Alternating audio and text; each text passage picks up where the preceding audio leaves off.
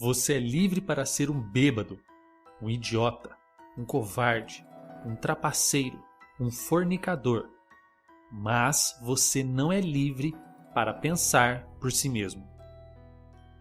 Quem nunca ouviu falar de George Orwell, ao menos por causa do Big Brother, que a propósito já foi considerado um dos personagens mais assustadores da literatura. Mas mais que isso, provavelmente os argumentos que você usa ou já escutou contra regimes totalitários, abusos governamentais, devem ter sido formulados por ele décadas atrás em suas obras. Orwell foi um homem que viajou o mundo. Participou e observou diversos conflitos, como a Guerra Civil Espanhola, onde sentiu na pele a fome e o frio. Chegou a ter uma bala atravessada na sua garganta. E tudo isso serviu de material e inspiração para suas obras. Ainda mais interessante foram as atividades que ele exerceu para se sustentar, como professor, lavador de pratos, balconista de livraria.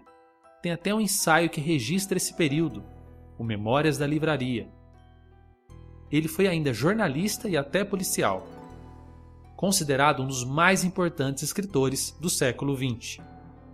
Além da influência esperada na literatura e no cinema, é interessante ver a sua influência na música. Pink Floyd lançou Animals, um álbum inspirado no livro A Revolução dos Bichos. Já o Diamond Dogs, de David Bowie, foi inspirado no romance 1984. Dentre seus livros, destacam-se duas verdadeiras obras-primas. A Revolução dos Bichos. Quando os animais de uma fazenda se revoltam contra os seus donos e decidem criar seu próprio governo, sem maus tratos e com mais igualdade, tudo parece muito bom, até se transformar num verdadeiro pesadelo autoritário. Nenhuma tese que você lê vai escancarar a vergonha do totalitarismo como essa obra. 4 patas bom, 2 patas ruim. A Revolução dos Bichos revela como uma revolução pode ser sufocada por uma contra-revolução e que seus líderes, uma vez no poder, e para lá se manter, podem ser ainda piores do que os seus antigos opressores. O livro é uma crítica e mesmo sátira à Revolução Russa e suas consequências. Todavia, suas reflexões chegam até nós e a nossa realidade.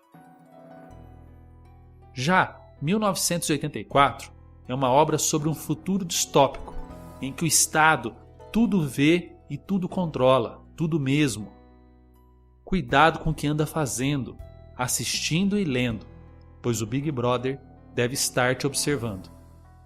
Orwell estava terrivelmente certo. Hoje, celulares informam a nossa localização e até nossos gostos mais íntimos. Mas ainda, mais preocupante é a possibilidade de sermos alienados e corrompidos. Não por menos, temos no livro: o partido não se interessa pelo ato físico. É com os pensamentos que nos preocupamos.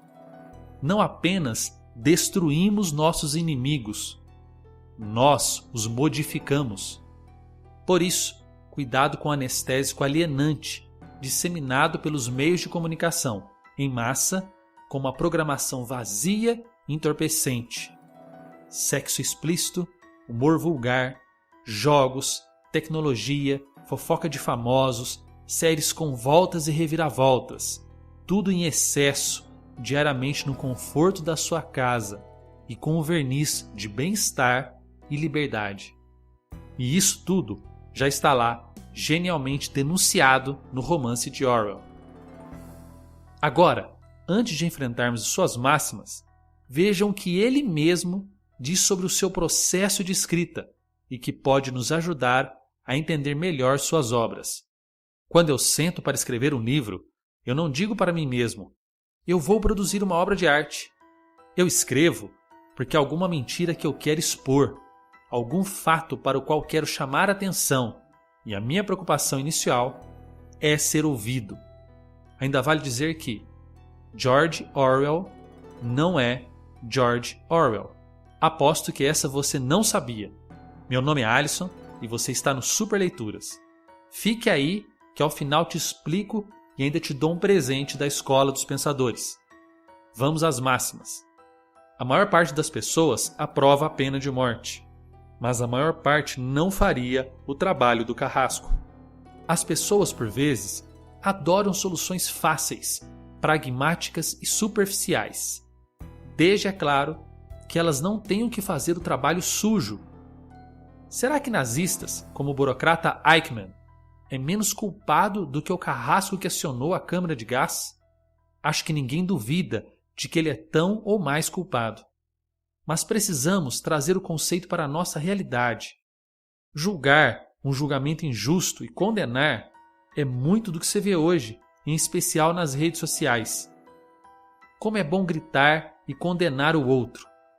E é claro, no conforto do meu sofá e sem ter que lidar com o sofrimento dele, com a sua defesa. Isso também é fazer um trabalho sujo.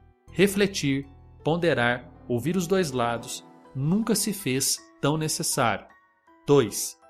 Era possível, sem dúvida, imaginar uma sociedade em que a riqueza, no sentido de posse pessoal, de bens e luxos, fosse igualmente distribuída, ficando o poder nas mãos de uma pequena casta privilegiada.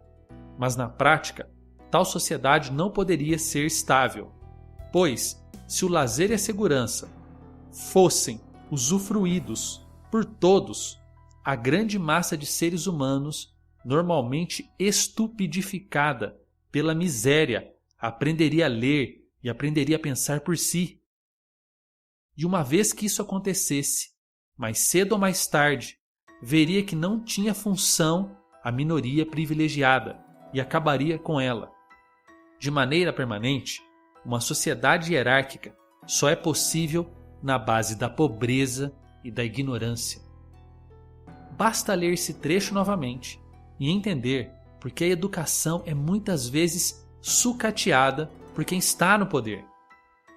Permanecem os seguintes questionamentos. Por que não educar as pessoas? Por que professores são mal remunerados? Por que o conhecimento é transmitido como sendo algo difícil para poucos? Por que se lê tão pouco em nosso país? Será que é para uma pequena casta privilegiada se manter no poder? Afinal, para tanto, é preciso manter a pobreza e a ignorância do restante da sociedade. Uma ótima forma de reagir é assim. 3. No fim, o partido anunciaria que 2 e 2 são 5 e todos teriam que acreditar. Para muitos pensadores, hoje estamos vivendo algo que poderia ser chamado de pós-verdade, no qual algo que aparenta ser a verdade fica no lugar dela. Essa aparência se passa por mais importante que a própria verdade. São centenas, melhor, milhares de fake news difundidas diariamente e muitas pessoas dentro de suas bolhas, defendendo até a morte, se preciso, essas notícias falsas e os ídolos que as pronunciam. Normalmente, líderes populistas, em especial políticos. Debates absurdos, feitos sem nenhuma virtude como a temperança, a prudência e a escuta. No Brasil, boa parte do debate político se resume a xingar os outros de gado, pão com mortadela, coxinha. Afinal, é mais fácil destruir do que ouvir. Vence quem grita mais alto. Na verdade, todos perdem. Antes, precisamos agir como a criança sincera da bela fábula de Hans Christian Andersen, A Roupa do Rei, e bradar de peito cheio, o rei está nu. Quem tem ouvidos para ouvir, ouça. 4. Todos os animais são iguais, mas alguns animais são mais iguais que os outros. Essa sentença revela como os porcos, em A Revolução dos Bichos, manipulam a lógica e a linguagem para controlar e se impor sobre os outros animais. Essa sentença é tão real que cabe em muitos exemplos de nossa vida. Alguém duvida que todos somos iguais perante a lei, mas alguns são mais iguais do que outros, que alguns são mais cidadãos do que outros, que todos têm direito à saúde, educação e lazer, mas que alguns têm mais direito à saúde, educação, lazer que os outros. O ponto aqui é o que você vai fazer a respeito. Agora, vamos à explicação de que Orwell não é ele mesmo e ao seu presente como prometido. Mas antes, não deixe de comentar no vídeo qual dessas máximas e reflexões mais tocou você. Importante ressaltar ainda que o autor, ao escrever por meio de fábulas, tinha convicção que assim poderia atingir mais pessoas, e mesmo qualquer pessoa, pois sempre dedicou atenção, em especial, ao ser humano mais comum. Este nunca lhe foi invisível. Nenhum ser humano deveria ser invisível a nós também. Bom, George Orwell ficou conhecido mundialmente por suas obras. Todavia, o que pouca gente sabe é que ele não se chamava assim, mas Eric Arthur Blair. Ele escolheu o nome Orwell por causa de um rio no condado de Suffolk, na Inglaterra.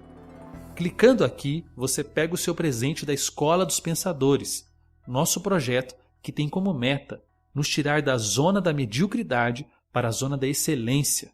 Você precisa saber quem somos. Não deixe de clicar e ainda pegar o seu presente. Inscreva-se no canal e nos siga nas redes sociais. Até a próxima!